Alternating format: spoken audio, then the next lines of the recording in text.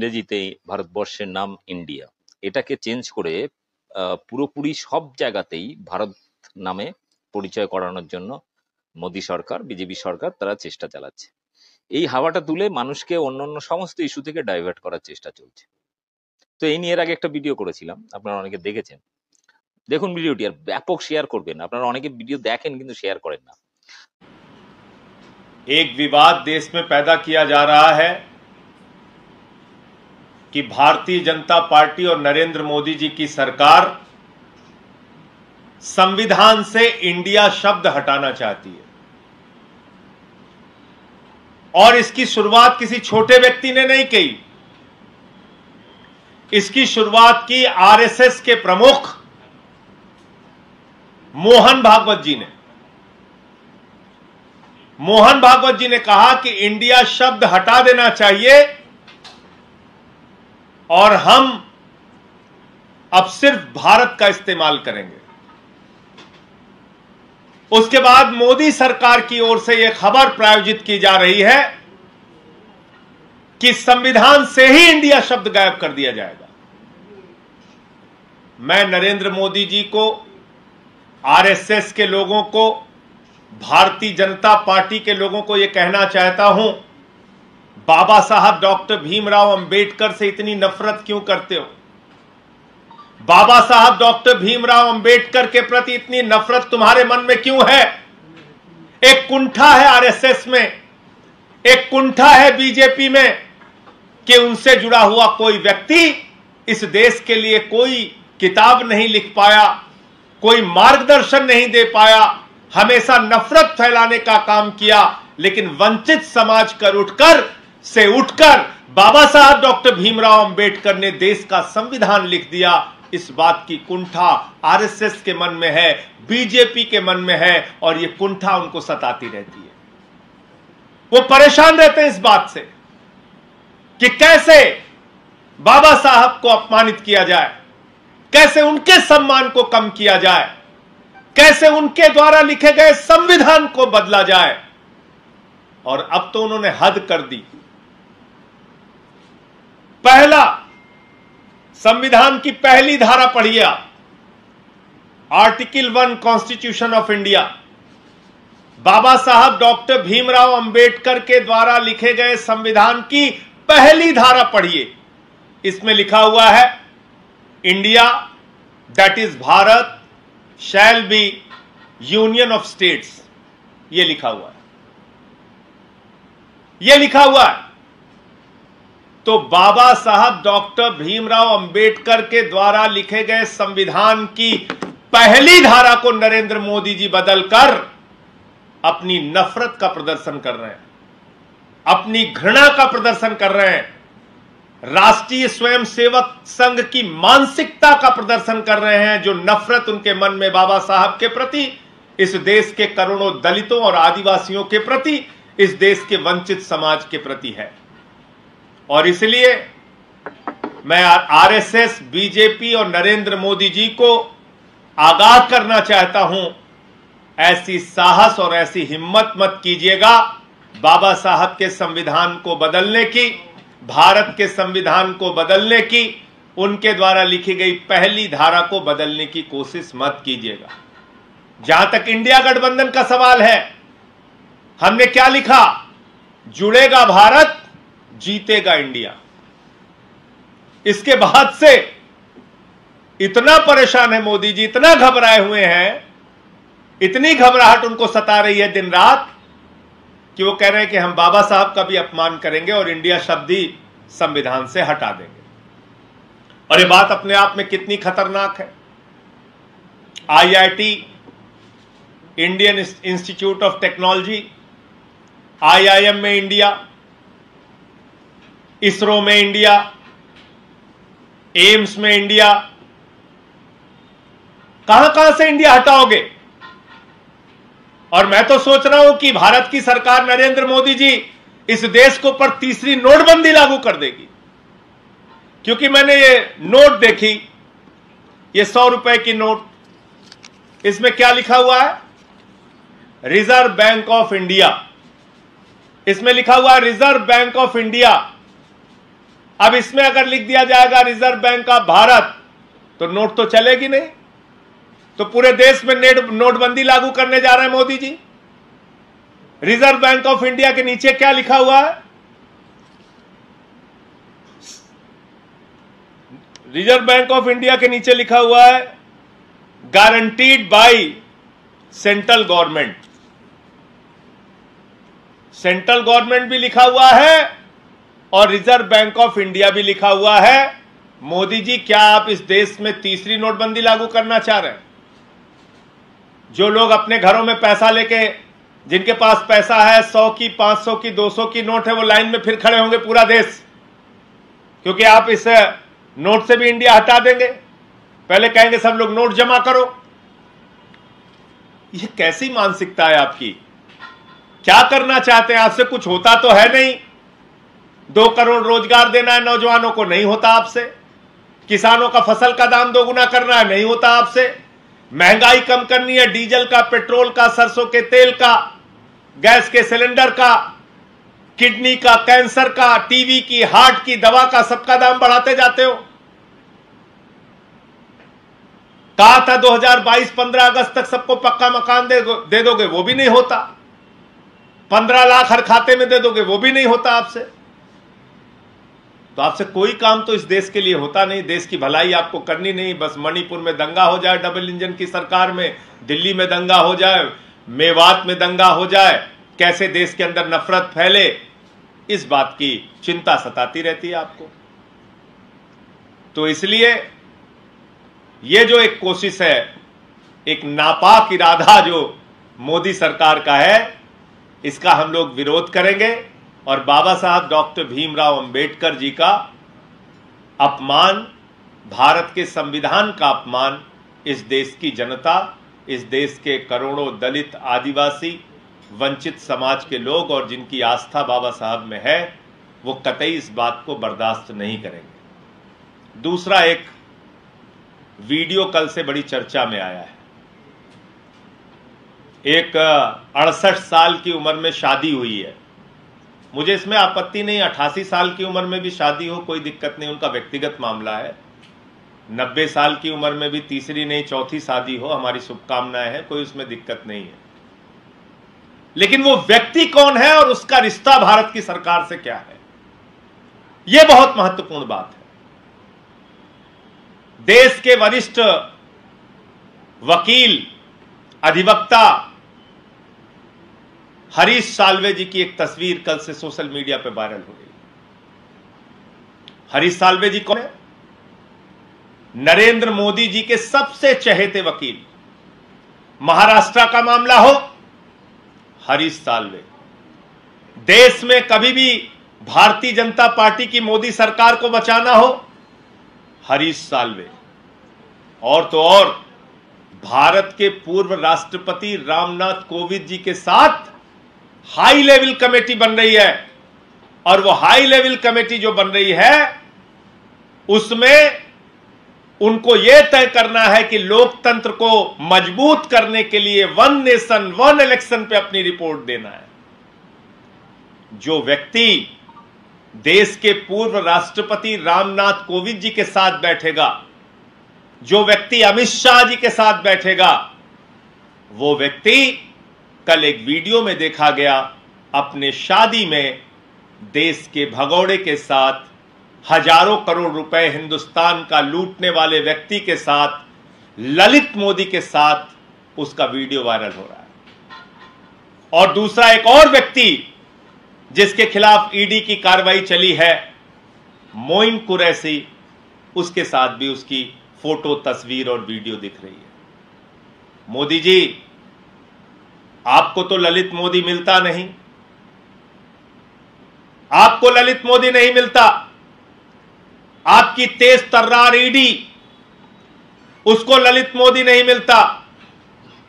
आपके सीबीआई को, आपकी जांच एजेंसियों को ललित मोदी नहीं मिल रहा है। लेकिन उसकी तस्वीर कभी सुष्मिता सेन के साथ आती है, कभी आपके सबसे चहेते और प्रिय वकील हरीश साल्वे के साथ आती है। यह मसला क्या है, यह माजरा क्या है, इसके पीछे की कहानी क्या है? क्या आपने संरक्षण दे रखा है? क्या आपके कहने पर हरीश साल्वे ललित मोदी को बचाने के लिए काम कर रहा है? मैं तो कहता हूं कि भारत के अंदर अगर हरीश साल्वे आए तो ईडी को उनसे पूछताछ करनी चाहिए, क्योंकि किसी भी अपराधी को बचाना अपने आप में एक गुनाह है। किसी भी अपराधी को संरक्षण देना अपने आप में गुनाह है। हरीश साल्वे ललित मोदी को कैसे बचा रहे हैं, उनके साथ क्या रिश्ते हैं, कैसे वो अपने कार्यक्रम में उनको आमंत्रित करते हैं हजारों करोड़ रुपए के लुटेरे और भगोड़े को, इसके बारे में ईडी को हरीश साल्वे से पूछताछ करनी चाहिए। अब वो पूछताछ कैसे करेंगे? अगर ऊपर के आका मोदी जी नहीं कहेंगे तो पूछताछ तो होगी नहीं, कार्रवाई होगी नहीं। तो इसीलिए मैं कहता हूं कि एक्सटॉर्शन डिपार्टमेंट जो है इसको बंद कर देना चाहिए। इसकी कोई आवश्यकता नहीं है। यह सिर्फ विधायकों की तोड़फोड़ के लिए एक संस्था बची हुई है और इसके अतिरिक्त ईडी का कोई मकसद नहीं है। इनकी जांच एजेंसियों का, मोदी जी की जांच एजेंसियों का कोई मतलब और मकसद नहीं बचा हुआ है।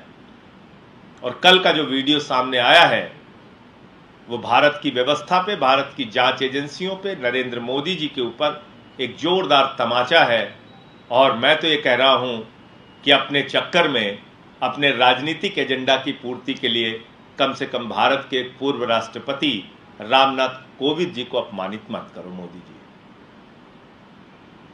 उनको जब सम्मान देना था, प्रभु श्री राम के मंदिर का शिलान्यास हो रहा था, तो जो एक घृणित मानसिकता है बीजेपी और आरएसएस के मन में, वहां पे भागवत जी जाते हैं, वहां पे योगी आदित्यनाथ जाते हैं, योगी आदित्यनाथ के साथ उत्तर प्रदेश की राज्यपाल जाती हैं, लेकिन भारत के प्रधानमंत्री जाते हैं तो भारत के तत्कालीन राष्ट्रपति, क्योंकि वो दलित समाज से आते हैं, रामनाथ कोविंद जी, उनको नहीं बुलाया गया अयोध्या के प्रभु श्री राम मंदिर के शिलान्यास में।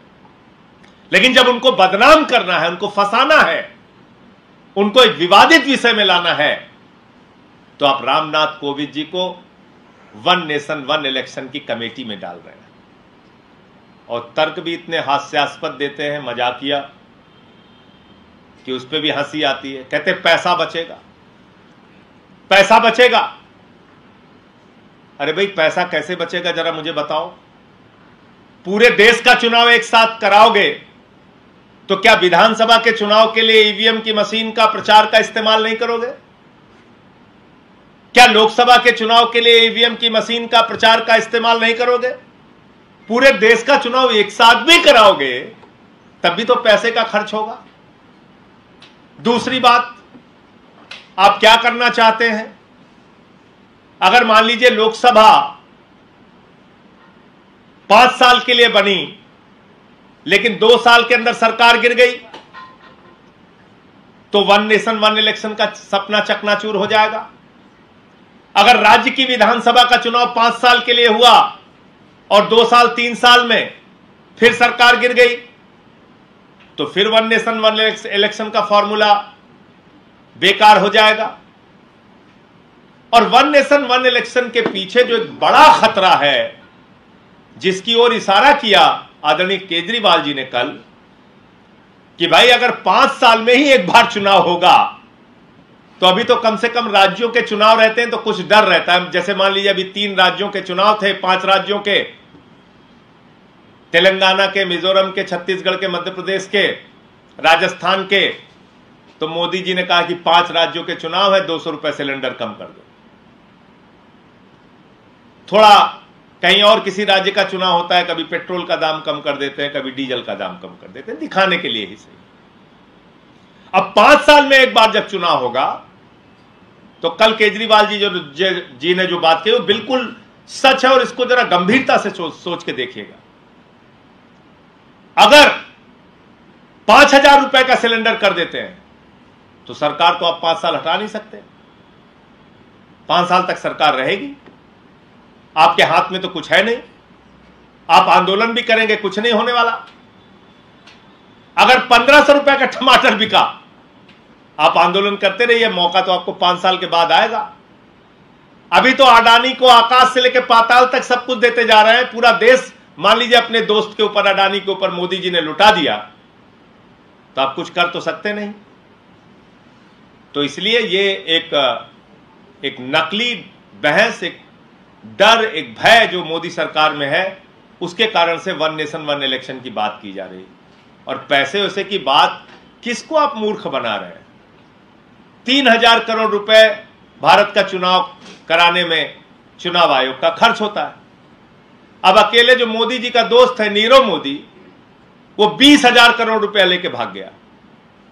जितने पैसे में पूरे भारत का चुनाव 7 बार हो सकता है, उतना पैसा अकेले मोदी जी का दोस्त लेके भाग गया, कह रहे पैसा बचेगा।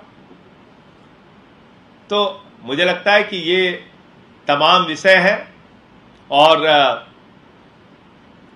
कहीं ना कहीं जो ये इंडिया शब्द से घबराए हुए हैं और इंडिया का नाम संविधान से हटाना चाहते हैं, तो बाबा साहब का अपमान तो ये देश कतई बर्दाश्त नहीं करेगा। हमारी chief spokesperson Priyanka Kakkar ji भी आपसे कुछ बात करेंगे, उसके बाद आपके जो सवाल हो आप पूछ सकते हैं।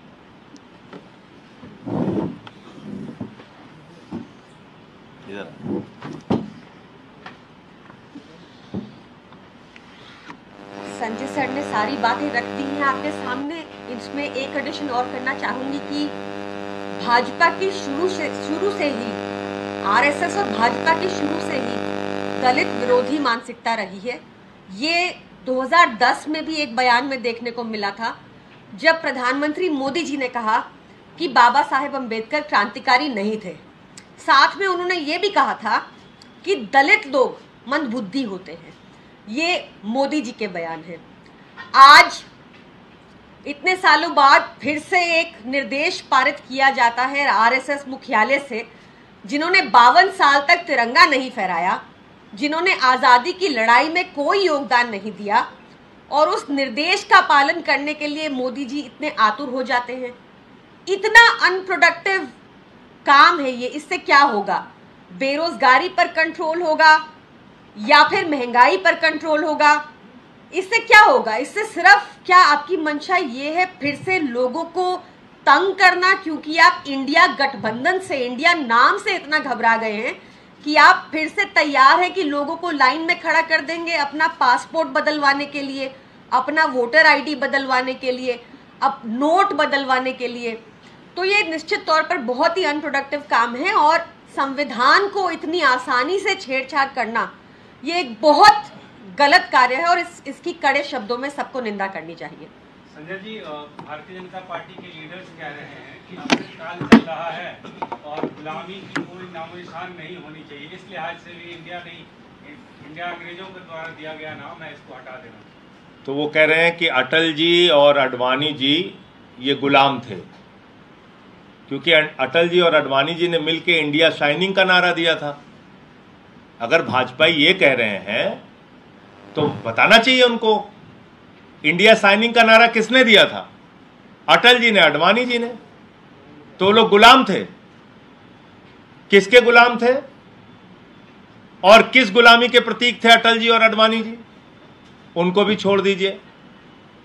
मोदी जी ने मेक इन इंडिया का नारा दिया, स्टार्टअप इंडिया का नारा दिया, डिजिटल इंडिया का नारा दिया। तो मोदी जी गुलाम है, गुलामी के प्रतीक है मोदी जी। किसके गुलाम है भाई मोदी जी? बताएं मोदी जी किसके गुलाम है?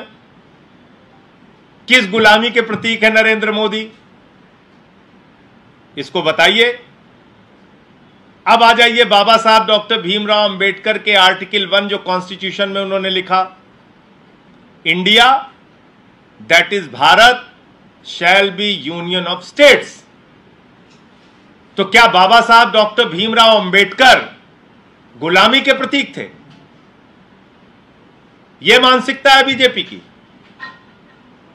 यह सोचते हैं आरएसएस वाले।